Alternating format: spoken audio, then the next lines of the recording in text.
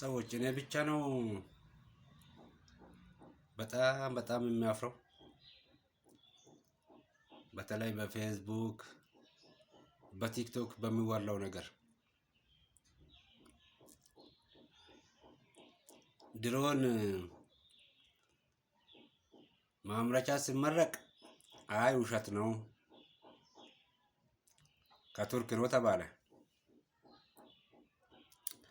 የድሮን ትርኢት ሀገራችን በሚገልጽ ሁኔታ በተለያዩ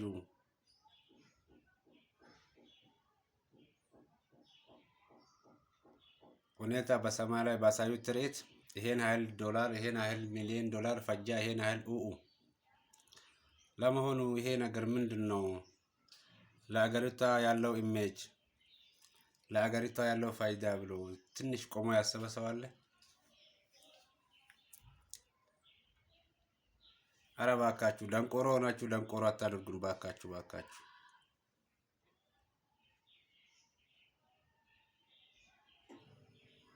ሰውየው ቀድሞ ሄዷል። ከሁሉ ቀደመ፣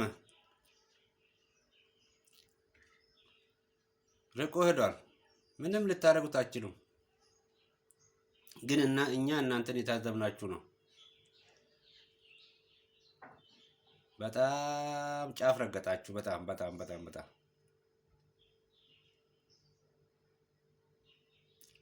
አጀንዳ የሌላችሁ በሰው አጀንዳ ላይ የምትንጠለጠሉ ሰዎች ደግሞ አላችሁ።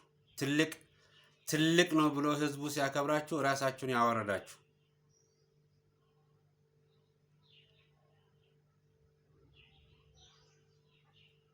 በቃ የተሰራን ብቻ መኮንን ነው እንዴ? ሀሳብ ማቅረብ የለም? ይሄ ነገር ይሰራ፣ ይሄ ነገር እንደዚህ ቢሆን፣ ይሄ ቢሆን ይሻላል፣ እንደዚህ ቢሆን የሚባል ነገር የለም። አጀንዳ ስለሌለው ነው። ሰውን አጀንዳችሁ ሰው ማጠልሸት፣ የተሰራው መናቅ።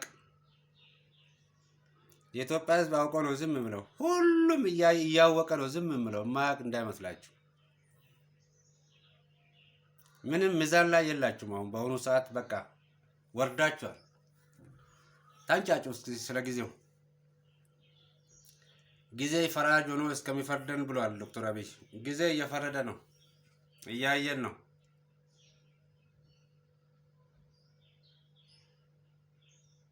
መቼ ነው የሰራውን ማመስገን የምንለምደው?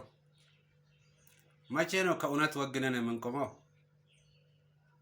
እስከ መቼ ነው ለራሳችን ለውስጣዊ ፍላጎት ተገዝተን